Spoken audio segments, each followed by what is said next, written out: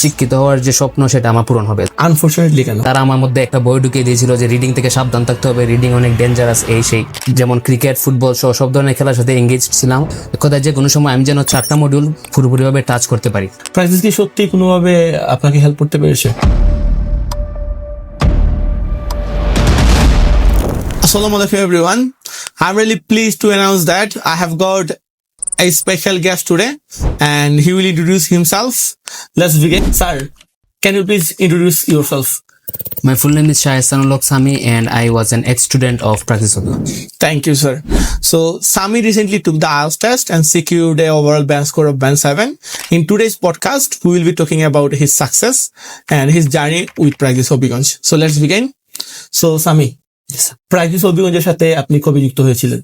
আমি যদি সত্য কথা বলি তাহলে আমি আইএলটিএস সম্পর্কে আমার কোনো ধারণা ছিল না। আমি এমবিবিএস এন্ট্রান্স টেস্টের প্রিপারেশন নিচ্ছিলাম এবং 2 বছর যাবত প্রিপারেশন নেওয়ার পর যখন একটুর জন্য আমি চান্স মিস করি, তখন আমার ফ্রেন্ড এবং আমার ভাই বোন কয়েকজন প্র্যাকটিসের সাবেক স্টুডেন্ট হয়, তারা আমাকে রেকমেন্ড করেছে যে আমি প্র্যাকটিস অভিজ্ঞতা যদি আইএলটিএস কোর্সে ভর্তি হই তাহলে আমার জন্য ভালো হবে এবং বিদেশ গিয়ে যে উচ্চ শিক্ষায় শিক্ষিত হওয়ার যে স্বপ্ন সেটা আমার পূরণ হবে। তো আমি ফেব্রুয়ারির দিকে আইএলটিএস এর সম্ভবত 186 নাম্বার ব্যাচের একটা কোর্সে ভর্তি হই এবং তখন থেকে আমার জার্নি শুরু হয়।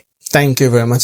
সো আজকে আমরা সামির সাথে কথা বলবো, সামির রিসেন্ট স্কোর, তার সাকসেস, তার সফলতা বলবো সবকিছু নিয়ে। সো এই ভিডিওটা আপনাদের জন্য অনেক বেশি হেল্পফুল হতে পারে, কারণ আপনারা এক্সপিরিয়েন্স গুলো শুনতে পারবেন। একজন মানুষ যিনি লিসনিং এ 8 পেয়েছেন, যিনি রিডিং এ 7.5 পেয়েছেন, উনি আসলে কি কি করেছেন, কোন কোন স্কিলস গুলো ডেভেলপ করেছেন, কোন কোন রিসোর্স ইউজ করেছেন এবং ওনার প্রিপারেশন আসলে কিরকম ছিল যেটার কারণে এত ভালো একটা স্কোর আসলো, এগুলো আমরা আজকে শুনবো। So let's begin. Sami, are ready for the podcast? Yes sir, ready. Thank you very much. So শুরুতেই আমরা কথা বলি একটু আপনার অ্যাচিভমেন্ট নিয়ে। যদি আমি অলরেডি মেনশন করছি, আবার একটু আপনি যদি বলেন আপনার ব্যান্ড স্কোর কত ছিল ওভারঅল? আইএলটিএস 186 এবং না, আপনার ব্যান্ড স্কোরটা। Band score 7, overall 7। Listening 7, breakdown করবেন একটু kindly. Listening 8, reading 7.5 unfortunately, writing 6.5 and speaking 6। Unfortunately কেন? 7.5 তো অনেক ভালো টেস্ট স্কোর, তাও কেন আনফরচুনেট? কারণ আমার মনে হয় যে আমি আর একটু বেশি ডিজার্ভ করতাম, আর অবশ্যই পেতাম, কারণ আমি ইনস্ট্রাকশনে কিছু ঝামেলা করে ফেলছি, এজন্য আনফরচুনেটলি বললাম। বুঝতে পারছি sir, thank you very much.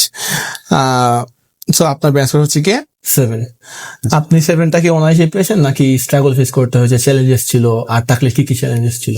Challenges যদি বলি, আমি যখনই আমার পরিচিত কোনো স্টুডেন্টকে বলতাম যে আমি আইএলটিএস কোর্সে ভর্তি হবো, তখনই তারা বলতো যে বি অ্যাওয়্যার অফ রিডিং।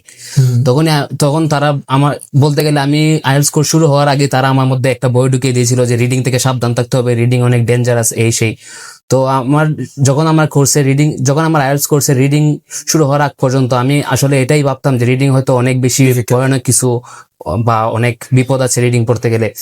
তো যখন আমার কোর্স শুরু হলো তখন আবার আমার কাছে মনে হয় যে না, লোকে আমি সহ যারা এই সাজেশন নেয় তারা সবাই শুধু ভুল ধারণায় দেয় যে রিডিং তেমন আহামরি কঠিন কিছু না আমার মধ্যে। এটাকে আপনি একটা মিথ বলেই কাউন্ট করবেন? জি অবশ্যই। Thank you very much. এখন আপনার কাছে প্রশ্ন, আইএলটিএস তো 4টা মডিউল আছে, জি, কোন মডিউলটা আপনার জন্য ইজিয়েস্ট ছিল আর কোনটা হার্ডেস্ট ছিল? ইজিয়েস্ট বলতে গেলে আমার কাছে বাকি সকল শিক্ষার্থীদের মতো আমার কাছে লিসনিংটাই সবচেয়ে ইজি লাগছিল, কারণ যেহেতু আমি ছোটবেলা থেকেই 2010 সাল থেকে আমি বিভিন্ন ধরনের খেলা এবং যেমন ক্রিকেট, ফুটবল সহ সব ধরনের খেলার সাথে এঙ্গেজ ছিলাম। পাশাপাশি 2016 সালের দিকে আমি WWE একটা রেসলিং এন্টারটেনমেন্ট, তো সেটার সাথে আমি যুক্ত ছিলাম এবং সেখানে প্রায় 2-3 ঘন্টার শোতে অল টাইম ইংলিশে কথা বলা হয়। তো আমার মনে হয় যে এখান থেকে আমার ইংলিশে ইমপ্রুভমেন্টটা একটু হয়েছে। Thank you very much. এখন আমরা একটু আপনার প্রিপারেশন নিয়ে জানি। আপনার প্রিপারেশনটা অ্যাপ্রক্সিমেটলি কত মাসের ছিল? অ্যাপ্রক্সিমেটলি 4 মাস, 4-5 মাস। জি, ফেব্রুয়ারি থেকে জুন পর্যন্ত। সিরিয়াস কতদিন ছিলেন? সিরিয়াস ফার্স্ট এর 1 মাস, আর যখন আমি বুঝলাম যে এটা তেমন কঠিন কিছু না তখন আমি একটু কম সিরিয়াস হয়ে যাই, ভয়টাও কেটে যায়। তারপর আমি একটু শেষের এক্সামের 1 মাস আগে পর্যন্ত একটু সিরিয়াস হই। 1 মাস আগে একটু সিরিয়াস হন। Thank you. সো আপনি কিভাবে নিজেকে প্রিপেয়ার করেছেন? ইন্ডিভিজুয়ালি কি কোনো রুটিন ছিল নাকি যখন যেটা মনে হয়? না, আমার কাছে মনে হয় যে আইএলটিএস কোনো ইন্ডিভিজুয়াল রুটিন বা ডেইলি রুটিনের উপর নির্ভরশীল না। একজন স্টুডেন্টের উচিত তার যেন কোনো মডিউল মিস না যায়। তার 4টা মডিউল আছে, আমরা সবাই জানি। তো একজন স্টুডেন্টের উচিত 4টা মডিউলের সাথে অলওয়েজ কানেক্টেড থাকা। যেমন যদি আমি একদিন লিসেনিং পড়ি, আমার হাতে এটলিস্ট 3 থেকে 4 ঘন্টার সময় থাকতে হবে। এটা হতে পারে সকালে, বিকালে, সন্ধ্যায় অথবা রাতে। এক কথায় যে কোনো সময় আমি যেন 4টা মডিউল পুরোপুরিভাবে টাচ করতে পারি। Okay sir. সো অনেকেই বলে একটা ভালো স্কোর করতে গেলে আসলে কোন ধরনের কোচিং সেন্টারে যাওয়ার দরকার নাই, সেলফ প্রিপারেশন ইনাফ। সো আমি এটা পার্সোনালি বিলিভ করি, যদি কেউ পারে, ইউটিউবে হাজার হাজার মেটেরিয়াল বা সোর্সেস আছে, এটা মেবি পসিবল। বাট আপনার কাছে কি মনে হয়েছে, বেসিক এত ভালো থাকার পরও কোচিং সেন্টারে আসলেন প্র্যাকটিস হবিগঞ্জে, প্র্যাকটিস কি সত্যি কোনোভাবে আপনাকে হেল্প করতে পেরেছে? হ্যাঁ, প্র্যাকটিস আমাকে বিভিন্নভাবে হেল্প করেছে। যেমন তারা অনেক এক্সপিরিয়েন্সড টিচার যারা তাদের ক্লাস কন্ডাক্ট করে থাকেন। যেমন যদি আমি আমার বেস্ট টিচার তানভীর স্যারের কথা বলি, তো আমি আসার আগ পর্যন্ত উনি আমার ব্যাচের আগেও আরো অনেক ব্যাচ নিয়েছেন এবং তার ব্যাচ থেকে আমি দেখেছি যে অনেকগুলো ভালো রেজাল্ট আছে। তার পাশাপাশি আরো অনেক টিচার আছেন যাদের নাম আমি সবার নাম বলতে গেলে আমার শেষ হবে না, তাই আমি নাম নিচ্ছি না। তো তাদের ব্যাচ থেকেও আমি দেখেছি যে অনেক ভালো ভালো রেজাল্ট আসে। এবং আমি তো আইএলটিএস কোর্সে ভর্তি হওয়ার আগে এমন না যে আমি ঘাটাঘাটি না করি প্র্যাকটিস হবিগঞ্জে ভর্তি এসেছি। আমি অবশ্যই তাদের বিষয়ে পরিপূর্ণ জ্ঞান নিয়েই আমি এখানে ভর্তি হয়েছিলাম। প্র্যাকটিসের ক্লাস, প্র্যাকটিসের মক টেস্ট, প্র্যাকটিসের পার্শিয়াল টেস্ট, সব সার্ভিসে তো আপনি নিয়েছেন। ল্যাঙ্গুয়েজ ক্লাব করা হয়েছে, বিসিউ কোর্সে আপনি ছিলেন, আইএলটিএস রেগুলার ব্যাচে ছিলেন। সো একটু আমরা রেটিং দিয়ে শুরু করি। প্র্যাকটিসের ক্লাসগুলো আপনি আউট অফ 10 কত দিবেন? যদি 10 থেকে বেশি কিছু দেওয়া যায় আমি ওইটা দিতে রাজি আছি। কারণ আমি বলতে গেলে আমি তো আগেই বলেছি যে আমার কোনো বেসিক ছিল না আইএলটিএস সম্পর্কে। ইংলিশ সম্পর্কে যথেষ্ট বেসিক থাকলেও আইএলটিএস আর ইংলিশ আমার কাছে মনে হয় যে একটু আলাদা জিনিস। জি, একাডেমিক ইংলিশে ভালো থাকলে যে আপনি আইএলটিএস 7 or 7.5 পেয়ে যাবেন, এটা কোনো এটা আসলে রিলেটেবল। জি, আমি আমার অনেক ভাইকে চিনি, আমার অনেক বোনকে চিনি, আমার সিনিয়র বা জুনিয়র ইংরেজি ডিপার্টমেন্টে পড়তেছে, খুব ভালো নলেজ লিটারেচার নিয়ে, বাট আইএলটিএস স্ট্রাগল করে। যারা ইংরেজি ডিপার্টমেন্টের আছেন আপনারা হয়তো রিলেট করতে পারবেন সামির এই কথাটা। সো মক টেস্ট কি কোনোভাবে আপনার কাছে হেল্পফুল মনে হয়েছে? জি, মক টেস্টটা আমার কাছে সব থেকে বেশি হেল্পফুল মনে হয়েছে। কারণ এখানে যে মক টেস্টের যে এনভায়রনমেন্টটা, যেমন যদি আমি লিসেনিং এর ক্ষেত্রে বলি, শুরু হয় একদম অথেন্টিক টেস্টের মতো শুরু হয় লিসেনিং দিয়ে, তারপর মধ্যে কোনো ব্রেক নেই, রিডিং, রাইটিং, এবং সবচেয়ে সুবিধাজনক যেটা মনে হয় যে স্পিকিংটা একই দিনে শেষ হয়ে যায়। 1 থেকে 1.5 ঘন্টার ব্রেক, তারপর সকল শিক্ষার্থী স্পিকিং টেস্টটা দিয়ে দিতে পারেন। যেটাও হয়তো এখানে অনেক শিক্ষার্থী অনেক দূর থেকে আসেন, সেজন্য তারা হয়তো একদিন পর আসতে জি, সেজন্য তারা হয়তো খুশি হন যে একদিনে আমি 4টা মডিউল কভার করতে পারতেছি। মক টেস্ট, পার্শিয়াল টেস্টের পরে ফিডব্যাক কি আপনার নেওয়া হয়েছে বা স্পিকিং এ কি ফিডব্যাক দেওয়া হয়েছে? জি, এবং দিলে এগুলো কতটুকু উপকারী ছিল? জি, ফিডব্যাকটা আমার কাছে সব থেকে ভালো লেগেছে। কারণ তারা সবসময় অ্যাভেলেবল থাকেন, রিসেপশন বা অন্য যে কোনো টিচার্স রুমে গেলেও টিচাররা দেখা যায় এখানে সবসময় প্রেজেন্ট থাকেন এবং তাদেরকে যে কোনো প্রয়োজনে মক টেস্টের ফিডব্যাক, রাইটিং আর স্পিকিং এ বিশেষ করে ফিডব্যাক দেওয়া হয়। তবে বিশেষ ব্যাপার যেটা, সেটা হলো স্পিকিং টেস্টের সাথে সাথে শিক্ষার্থীদেরকে ফিডব্যাকটা দিয়ে দেওয়া হয়, কোন জায়গায় খারাপ, কোন জায়গায় উন্নতি করতে হবে, জি, কোন জায়গায় উইকনেস আছে আর কোন জায়গায় স্ট্রেংথ, এগুলো সবকিছু বুঝিয়ে দেওয়া হয়। এবং রাইটিং এর পরের দিন একটা স্কেডিউল টাইম আছে, তো সেই টাইমে তারা ফিডব্যাক দেন এবং যথেষ্ট ভালো ফিডব্যাক দেন। রেজাল্টের পরের দিন যে ফিডব্যাক, জি, thank you very much.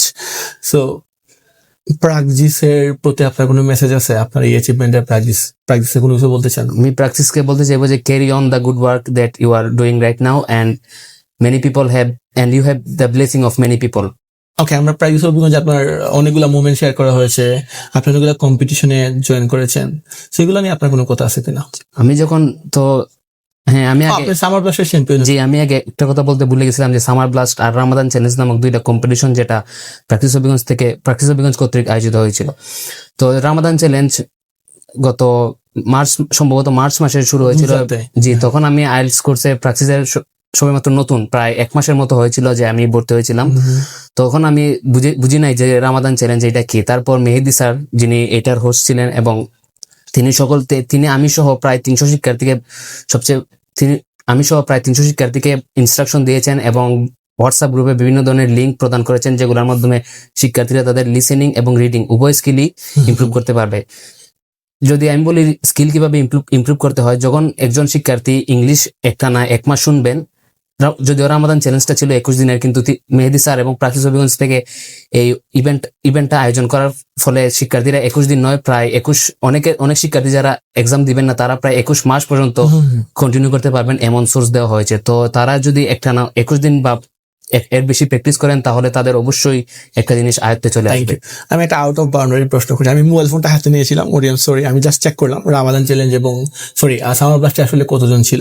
So approximately 6 জন স্টুডেন্টের একটা কোলাবোরেশন এখানে ছিল। জি ক্রেজি না ব্যাপারটা, কি মনে হয় আপনার কাছে? হ্যাঁ, আমার দেখা মতো হবিগঞ্জে, মানে আমাদের শহর হবিগঞ্জে এরকম আর কোথাও আমি দেখি না। অ্যাকর্ডিং টু আওয়ার রিসার্চ, এটা দ্য হিস্ট্রি অফ আইএলটিএস এর সবচেয়ে বড় কম্পিটিশন। জি যদি গ্লোবালি না হয়, at least in this country history.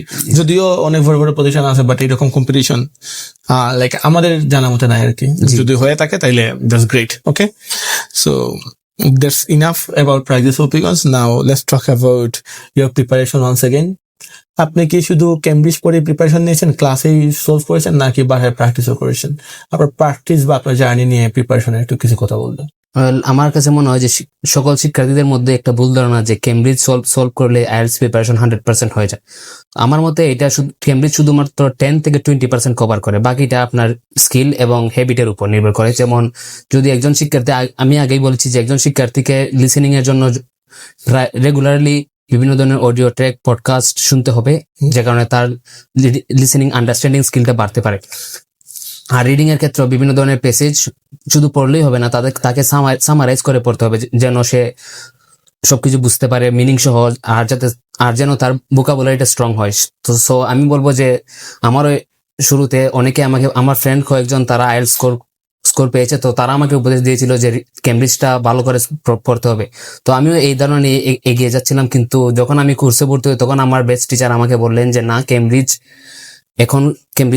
যে ইনিশিয়াল স্টেজে কেমব্রিজ ধরার কোনো প্রয়োজন নেই। তো কেমব্রিজ তিনি আমাকে বললেন যে এক্সামের কিছুদিন আগে যদি কেমব্রিজ আমি সলভ করা শুরু করি তাহলে আমার জন্য ভালো হয়। তো আমি ওনার অ্যাডভাইস গ্রহণ করি এবং এই পথে এগিয়ে যাই। তো আমার জন্য দেখতেই পাচ্ছেন আপনারা যে আমার আউটকামটা কি।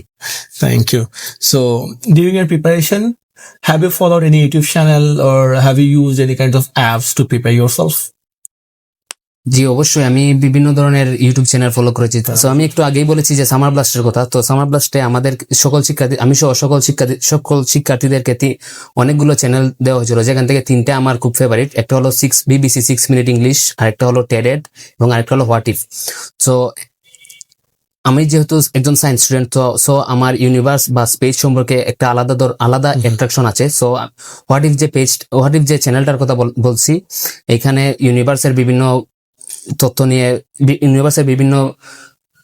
ভিডিও কন্টেন্ট প্রচার করা হয়, এবং শিক্ষার্থীরা তাদের যদি তারা মন দিয়ে এই প্রায় 10 থেকে 12 মিনিটের ভিডিও থাকে, তো তারা যদি 10 থেকে 12 মিনিট কন্টিনিউয়াসলি রেগুলারলি প্র্যাকটিস শুনতে থাকেন, তাহলে আমার মতে তাদের অবশ্যই লিসেনিং স্কিলটা ইমপ্রুভ হবে। আর পাশাপাশি রিডিং এর জন্য একটা আর্টিকেল দেওয়া ছিল, যেটার নাম আমার মনে আছে এখনো, গ্রিক রিপোর্টার। তো এটা সারা পৃথিবীতেই ফেমাস আমার মনে হয়, কারণ এটা ওয়ার্ল্ড ওয়াইড একটা আর্টিকেল। সো এখানে অনেক ধরনের এনশিয়েন্ট হিস্ট্রি, সায়েন্স, এক কথায় সব ধরনের পেসেজ বা হেডলাইন কভার করা হয়। তো এগুলা পড়লে শিক্ষার্থীরা তাদের রিডিং স্কিলটাও ইমপ্রুভ করতে পারবে। Thank you very much to Mehedi Hasan sir, because এই প্রত্যেকটা হার্ডওয়ার, প্রত্যেকটা রিসোর্স ওনারই শেয়ার করা, প্রত্যেকটা প্রচুর পরিমাণ পরিশ্রমের একটা outcome. So thank you very much once again to the man, the myth, the legend. Thank you. Mister Sami, আপনি কি কোনো অ্যাডভাইস শিক্ষার্থীদেরকে দিতে চান একটু ছোটো করে? আমি শিক্ষার্থীদেরকে একটু আগে যে সেরিমনিটা হয়েছিল সেখানেও আমি তাদেরকে একটাই অ্যাডভাইস দিয়েছিলাম যে রিডিংয়ের ক্ষেত্রে তাদেরকে যত বেশি সম্ভব তত বেশি প্যাসেজ বা আর্টিকেল পড়তে হবে, কারণ অভ্যাস না করলে তারা কোনো কিছুই নিজের আয়ত্তে আনতে পারবেন না। যেমন আমিও নিজে অভ্যাস করেছি বলে আমি রিডিংটা এই 5 মাসে নিজের আয়ত্তে আনতে সক্ষম হয়েছি, এবং আমার বিশ্বাস তারাও পারবেন। সো আমি বলবো, এমন না, লম্বা কথা বলি, আমি আগে বলেছি যে আমি সায়েন্স স্টুডেন্ট। আমি আগে বলেছি যে আমি একজন সায়েন্স স্টুডেন্ট। সো আমার স্পেস এবং বিভিন্ন ধরনের অ্যানিমেলস বা ওয়াইল্ড লাইফ, এগুলো নিয়ে আমার বিশেষ ধরনের আকর্ষণ ছিল। তো এগুলো আমি কোনো সময় স্কিপ করি নাই। বিভিন্ন ধরনের প্যাসেজ, আর্টিকেল আমি অবশ্যই গুগলে নিজে থেকে সার্চ করে গিয়ে আমি পড়েছি। এবং আমি শিক্ষার্থীদেরকে বলবো যে যেগুলোর প্রতি আপনাদের ইন্টারেস্ট নাই সেগুলো পড়ার দরকার নাই। শুরুতে আপনি যদি একজন আর্টসের স্টুডেন্ট হয়ে থাকেন, আপনি বিভিন্ন ধরনের হিস্ট্রি বা ওয়ার, যুদ্ধ নিয়ে পড়তে পারেন, যেমন পানিপথের যুদ্ধ 1526, এগুলো সম্পর্কে আপনি জানতে পারেন, পড়তে পারেন।